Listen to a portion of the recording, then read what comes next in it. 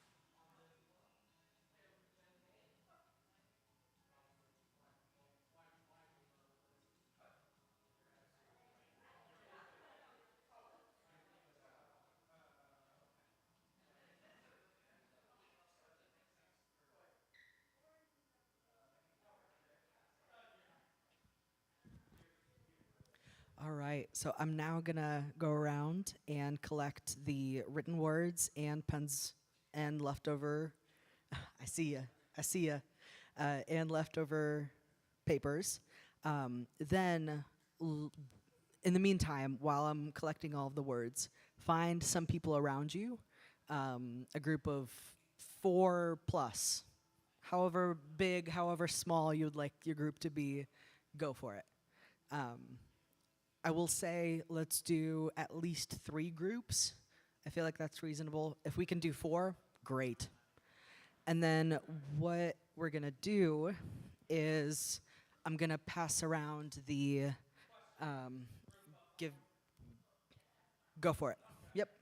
Um, then I'll pass around the basket with the written words, and every person will pick out, let's do 3 words. And then as a group, using all of the words that were pulled, come up with a poem.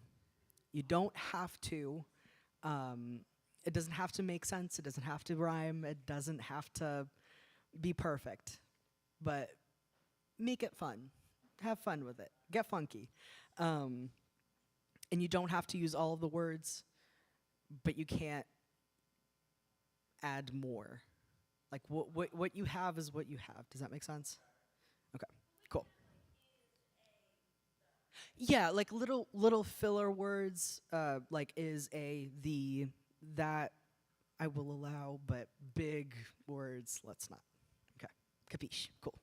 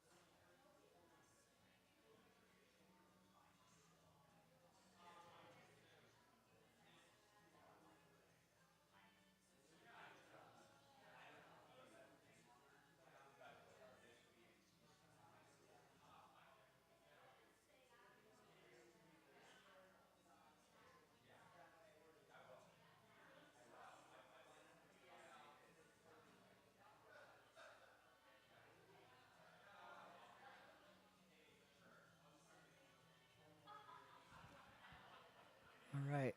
This is a gentle 1 minute warning. So finalize your poems, glue them down, tape them down, and then we'll go into conversation. God, these flowers kill me. This is why I have coffee right here. Says flowers are death. They're evil. They are evil. Dolores couldn't come because Oh, I believe it. she wrote. Andrew and I walked in and we went. Yeah.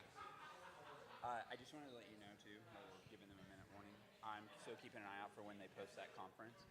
I was just going to see if you could do the flight stuff because you have all the. For us, I'll take care of getting us hotel. Once I get that figured out. Okay. I just don't have enough information to even ask you flight stuff. Although I did some preliminary searching, they're not bad. You can get round trip. Yeah, you can get round trip for $350. Oh yeah. So We way just got cheaper. them to Puerto Rico for $310 this week. Shoot, I went to Vegas and they were not cheap. I ended up getting Allegiant and they were. Vegas flights are not cheap. That's all I'm gonna say.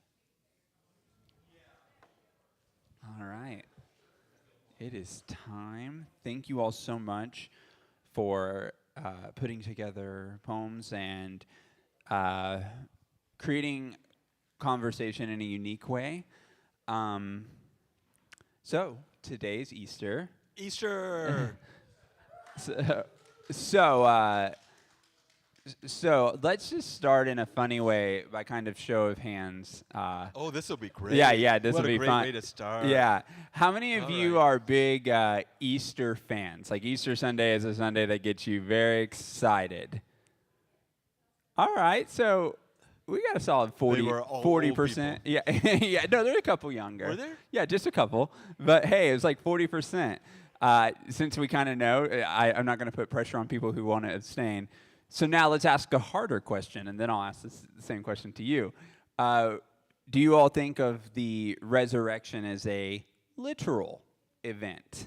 By show of hands, how many people think of the resurrection as that way? I see a lot of halves there. People are kind of shaky. But that actually is higher than the people who like Easter more. Yeah, that's How interesting, fun. isn't it? That is a really fun thing. I don't know, like that this. Surprises me. Well, I don't know why that would be. Probably because you spend a lot of time with me and all my Yeah, but I mean, skepticism. why? So there are a group that believe it to be a literal event, but that don't love the day. Yeah. So there's something else going on at Easter that makes it less Yeah. of a good day than one would assume from Yeah, reading that. and I did actually want to start there, and that's kind of why I teed these questions, and I didn't tell you about this. So let's talk about, this is very funny. My family's texting me. Oh, I'm getting pictures of my nephew. Sorry, everyone. Um, so what I wanted to ask you about was, you and I kind of came from a similar experience here, growing up in Easter, which had I think it's okay to say, pretty salvation heavy Sunday. There was a lot of, and I knew a lot of churches that did this, where they really went for the save the soul thing on Easter in particular. Was that your experience as well? Like, I mean, I remember that in all the denominations I was in. It wasn't in my early church experience. Easter, when I was growing up in the Free Methodist Church, I think everybody assumed that everybody there was Christian. Huh. So there's really no point to it being a Salvation Day because it's just celebration. There's nothing about that transformation part. Those of you who don't know about the early church, Easter was the time, was in many places, was the only time that they had baptisms. So, Joe, can I say that about you today? Can I say about, so Joe was baptized this morning at a church, and that's, historically, that was what the early church did, was they, somebody that was going to become a Christian would spend a year learning the catechism parts of it.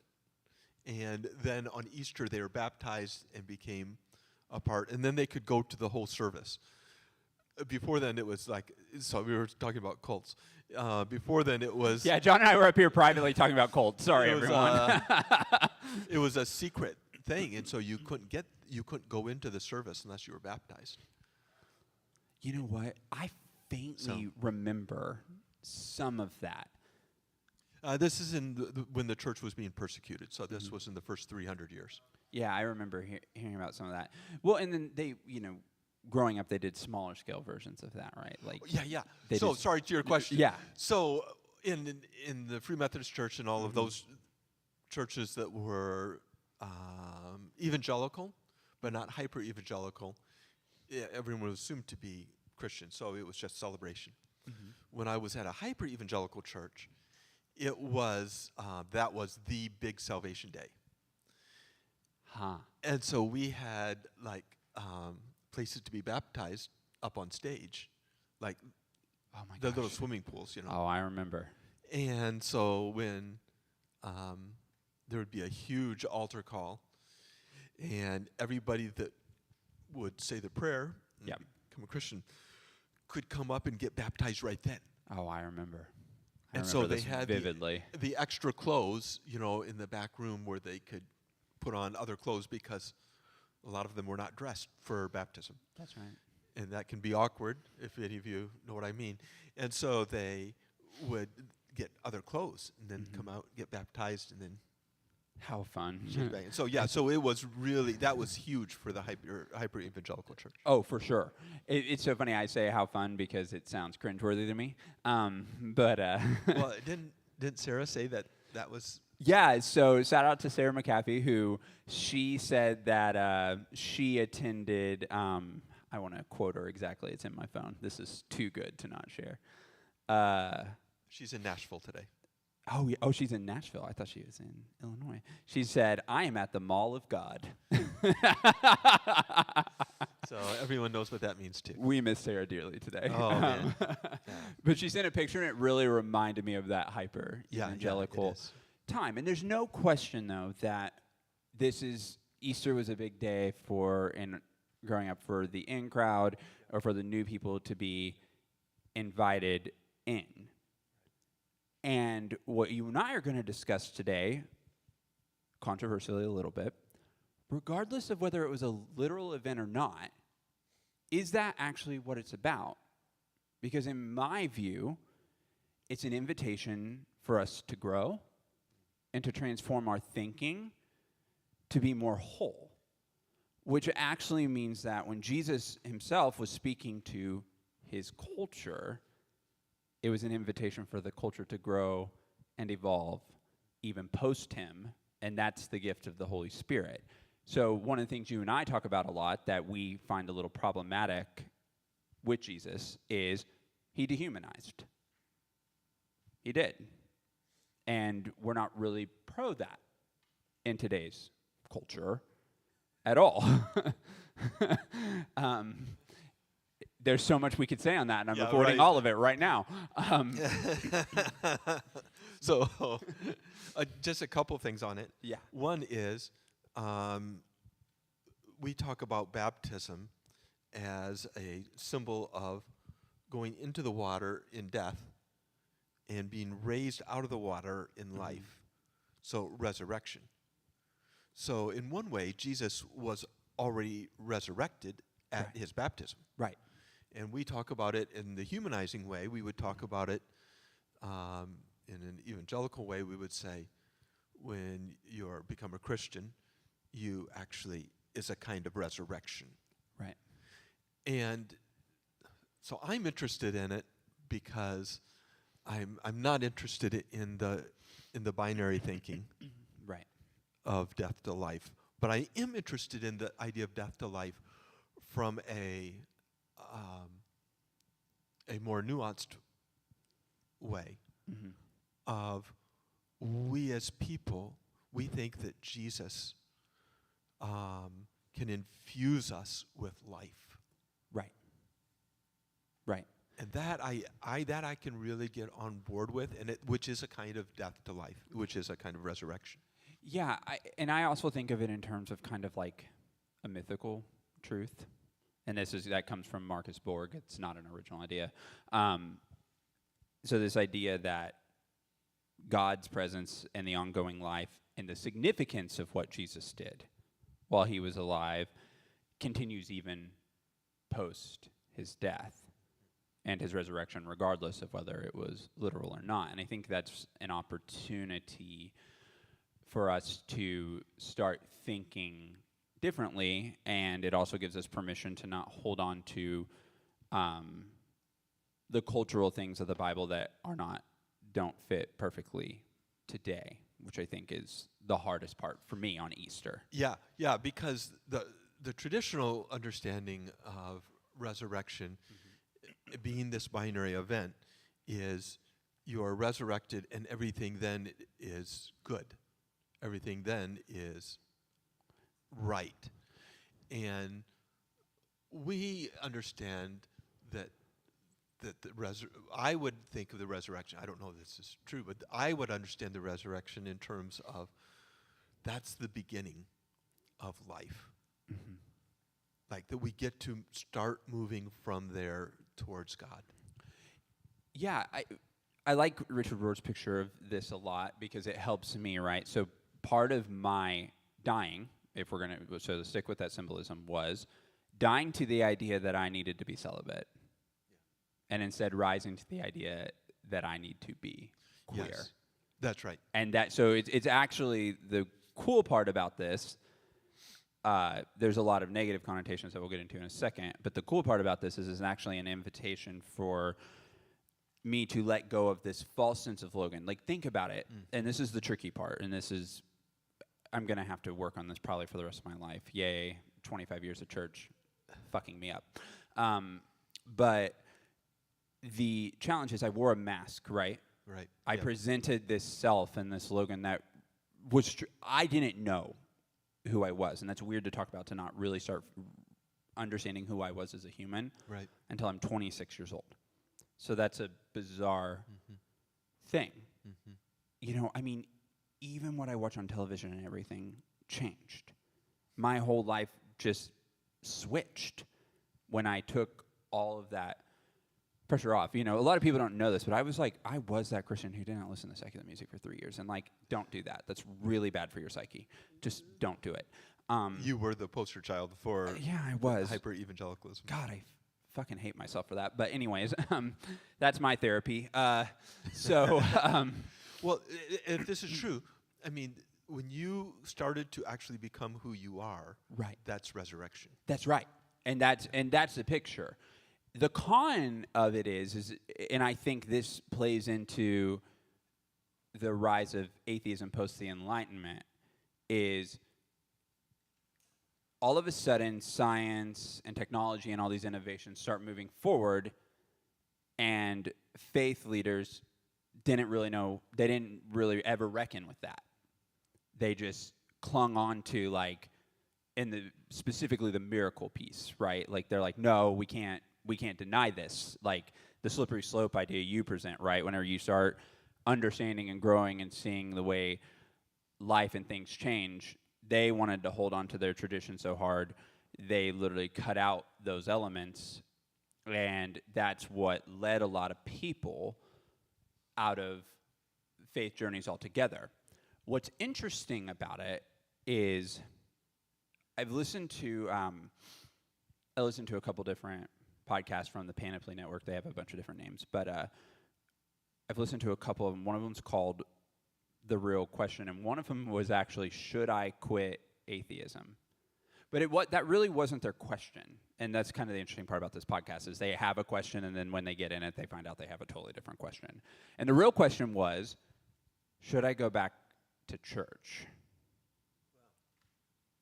Because there are depends on the church, doesn't it? Well, right. But what it was is, and so this turned into this. In this situation, these are two queer people talking, and they were talking about the performance you're going to have to do regardless of what church you go to, which completely shook me because I do feel that in my core, right? So part of the challenge. And I'd be more fascinated what other people think of this. Part of the challenge is coming in here in these spaces, and especially on a day like today, right? So Just so you all know, it's a one and done thing, but I sang in the choir today. Yes, he was up front. I sang in the choir today. He's preached many times, but being in the choir. I would rather do that. But so one of the interesting pieces on all of that, though, is like there's always this conversation around the level of masking you're going to do, and I feel that when you come in here, right? And so I, in my personal life, am trying to re-look at, and this is why I'm really interested in this conversation of resurrection being a dying to false self. And so what I'm trying to ask myself the question, and why I am not on the literal event pieces, is because I don't know how to occupy this space as my true Logan. I don't know how to do that. I hope that we can figure it out. Yeah, me too. Me too. But isn't it funny, right? And I see Daniel nodding, so it makes me feel a little validated.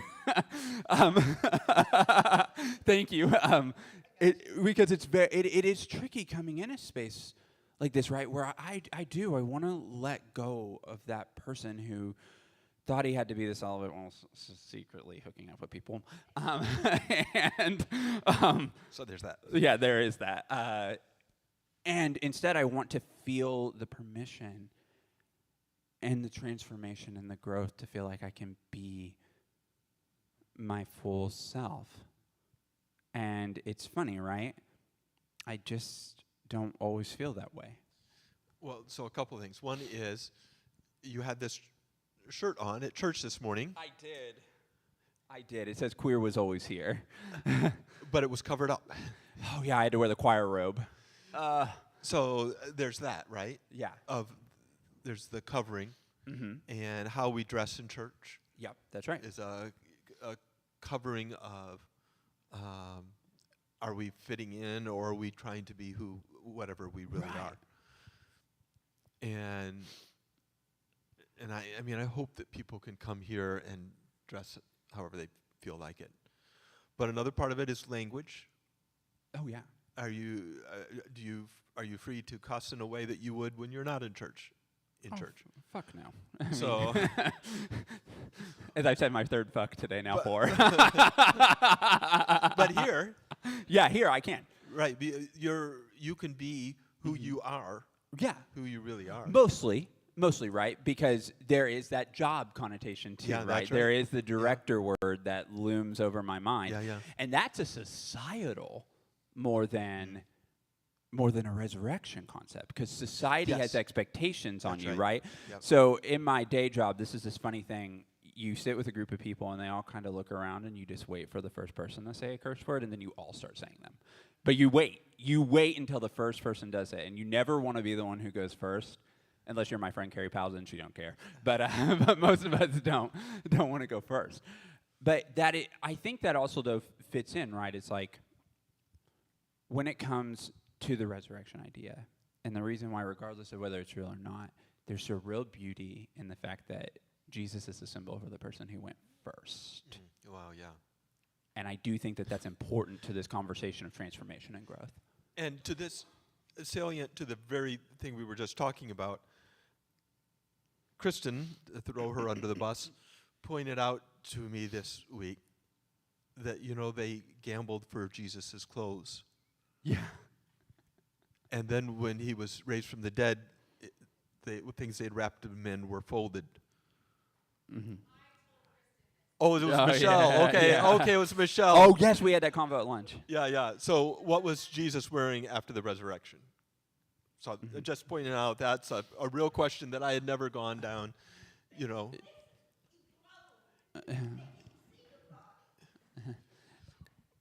That's an idea. Okay. That's an idea. There you go. But I do want to talk something on that point, which is, and this is an interesting one, right?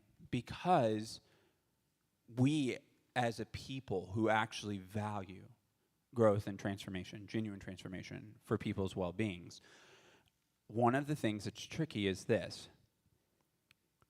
We need to have a little bit more honest and, dare I say, intellectual integrity about the way we talk about faith. How do we do that? And I'm genuinely asking, because this is firmly in the camp of I don't know. Yeah. How do we do that in this context, right? Because that's the part I'm interested in. Right. Because you don't like to say this, but you have a PhD, and so Yeah. you know a lot of stuff.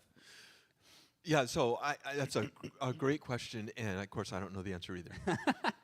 I'll tell you the road that I'm going down, though, is I'm really a science person. Like, I believe in science. I think it's God gave us science as one of our best tools of growth.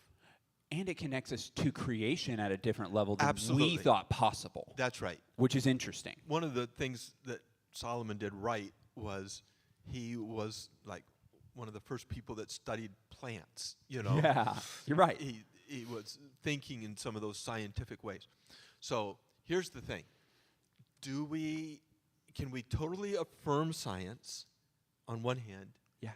And can we be in a place that is so receptive to the Spirit of God in the other hand? Right. So I'm working on, that I'm working on this project called the Progressive Paraclete. And so the Paraclete was the word that John uses for the Holy Spirit, or the advocate, the counselor. And I'm wondering, usually when people go from evangelicals to progressives, they do away with anything supernatural. And I'm interested, what would the progressive Paraclete, the progressive Holy Spirit, how would the Holy Spirit interact with us in a way that's consistent with science and is still real? Those are such good questions. Can I add one thing to it? And I'm curious if you've written about this. I think the only way that would be possible, and this feels, I wasn't going to go here today, but I'll just go ahead. Sure. I think it has to emphasize experience, right? Because we have gained more information and knowledge than any other time, and it's going to be crazy because we're going to be gone, and 100 years from now, they're going to be saying the same thing. Yes. Which is just... That's how growth works. Right, that's how growth works. That matters probably more than the set biblical doctrines that are set within the 45,000 views of form. Yeah. I think the only way you can have a real active Holy Spirit conversation in that is actually weighing it with real world experience. Yeah. And I did want to ask you when it comes to Easter, right? I think that's exactly right. Because we're talking about what we would deem the supernatural Yes, right, that's event, right? Like that's what we're talking about today. How does human experience fit into this event in your view? Yeah. So I have a complicated relationship with the resurrection. Personally, I affirm it. I believe it, the actual bodily resurrection of Jesus. I like that. Because for me, it is the conquering of death. So a couple of weeks ago, I should have asked it a long time ago, but I started asking the question for Easter, like, so what? Right. Well, I can get the crucifixion as God's great empathy, but what does the resurrection mean? I mean, so one possibility is if it's a literal resurrection, it means going forward, being the first one to say we are all going to be resurrected, and there will be this new life with real bodies. That have been resurrected, and that is the Orthodox view. Is that when you die, you are in essence asleep until the resurrection. So I don't know of an Orthodox view that says that people that have died are alive are present right now. Right. They're asleep now, and then at the resurrection they're raised, and then they have the new bodies like Jesus had a new body. And just real quickly, Ralph, since you brought it up, so we've talked about this, but when Jesus was resurrected, nobody recognized him by his appearance. So what that means is that his body didn't look like it did when he died. But it also apparently wasn't shiny because people thought that he was the gardener or Yeah. somebody walking beside them, or there wasn't anything about him that they thought, oh, that's a shiny dude, Mm-hmm. you know. And so that hope of a resurrected body where I could live and not be static, but could grow forever to be more like Christ. That's a hope that I hope Mm-hmm. is true. So I'm actually in with that idea, except for the resurrection having to be a real event piece. And I'll tell you why. Because I think there's another side of it. And this is my hope from my lived experience now. I also think it's an invitation to do that now. Oh, yeah, you're exactly right. And so Yeah. I really want to be a resurrected Logan. And that's what I've been trying to do for the past 9 years, almost a decade. And I think that's kind of the unique opportunity that we have, and why I think resurrection is important is, things about us have to die sometimes. Yeah, that's right. Things about us just have to die sometimes. Like, Yeah. This idea that the way I viewed God in my teens versus my 20s versus my 30s has changed rather dramatically in all three. Absolutely. In all three age ranges. Like, there's been just dramatic change. And the same for me, except add a few decades. I wasn't going to go with yours, but and I actually think this is kind of funny, right? I actually think it's made me more interested in faith because the more uncertain I am, the more whole I feel, honestly, and we don't like to reckon with that. But to just feel and to have permission to be on this journey of transforming and becoming, it's an invitation to be part of something with people, which is what's unique about the queer people who I've listened to in podcasts who miss certain elements of church. It's always about that connection piece. It's always about the things they get to do with other people. Yeah, yeah. And I think that's the real gift of today. Which is why for me, and again, you're talking about a diehard, hyper, that shit really happened person just a decade ago. I'm not saying my mind won't change. It might change in an hour. You never know. But what about the thing I like about it not having to be a literal event is it doesn't really change the way I feel about Jesus at all. Mm-hmm. Right. I think it still gives permission to him to be an example. Yeah.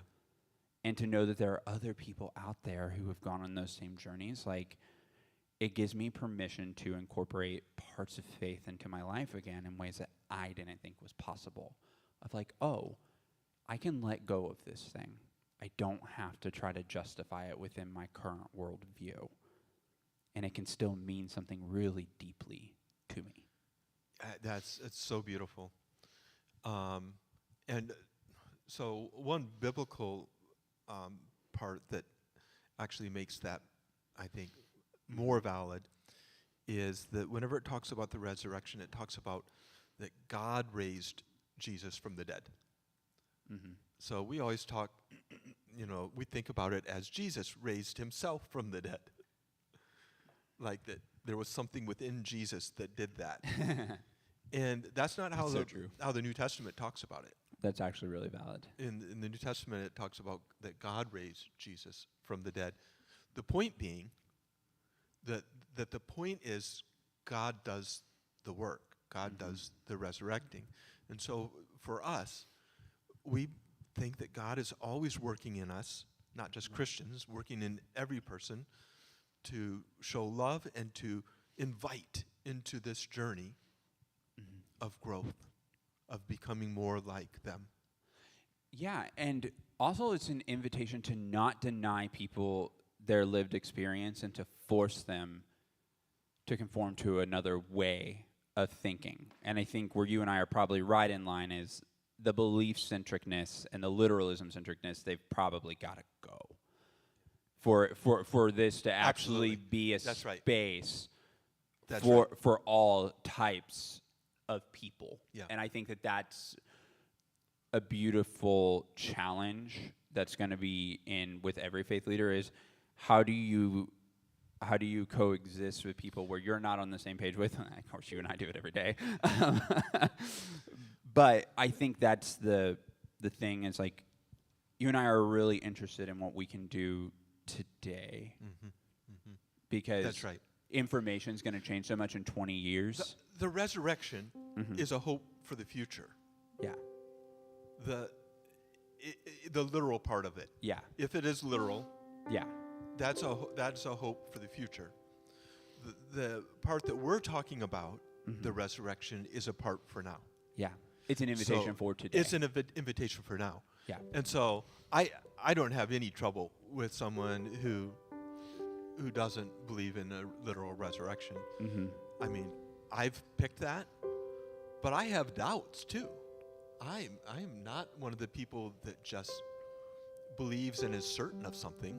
I have uncertainty about everything. Yeah. And Which tells me you have genuine faith, and it's how you can pick things. I do. So I pick it. I don't know, but I've picked it, and I'm really comfortable if you don't, Yeah. because the for now piece is transformation. Yeah. How do we become more like Jesus these days? Yeah, and let's end it here, and I totally want to get your thoughts on this. I just want to end it on the lived experience piece.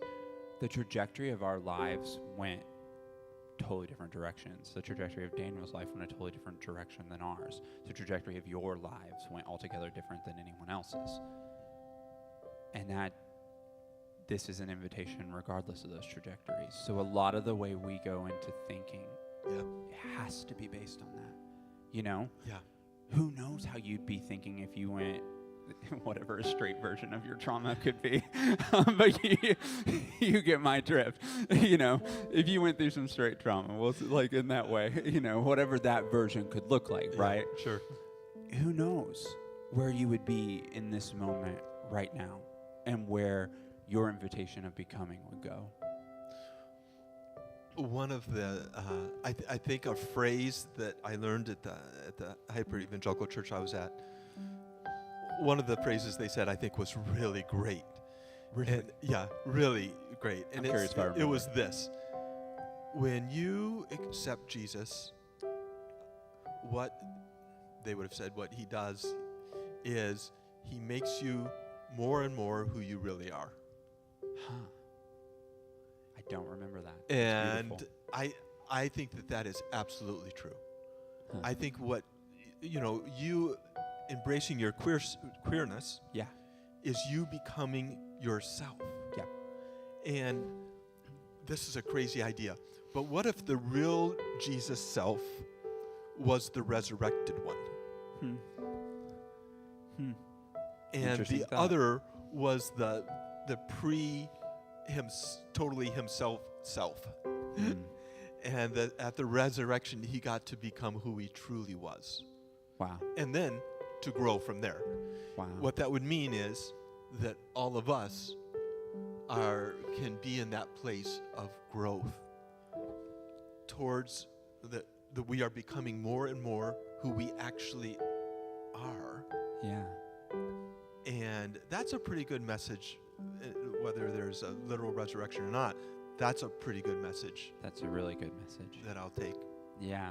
On that note, because it's been blessed, we can call it this, let's take communion together, really regardless of where you're at. That's exactly right. This invitation is to everyone. There's no one who is exempt. Certainly no one is required, but it is an invitation to any. So yeah, come and take this, and then we'll close it with a prayer.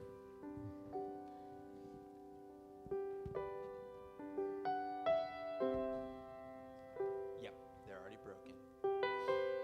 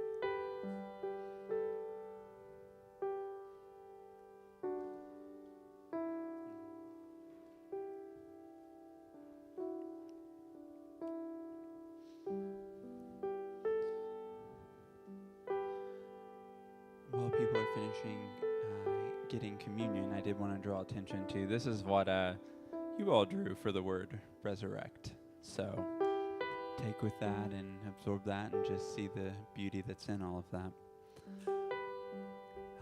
We end today with just a great, what a great prayer this one is, from Black Liturgy. It's called The God Who Rose, and we'll read this as we close.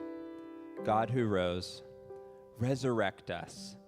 We've belonged to communities, workplaces, and spiritual spaces that have demanded our death far more than they ever advocated for our life.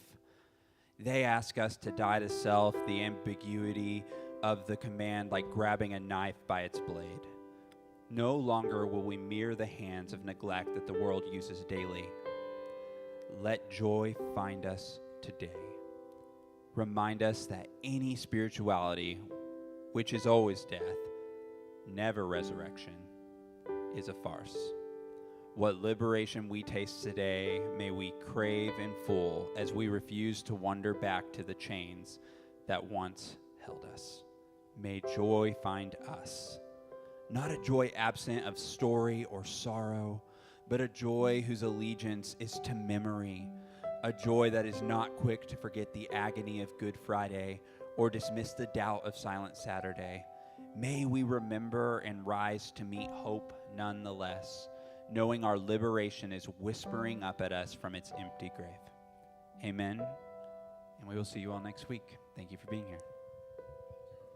We're at 2:00.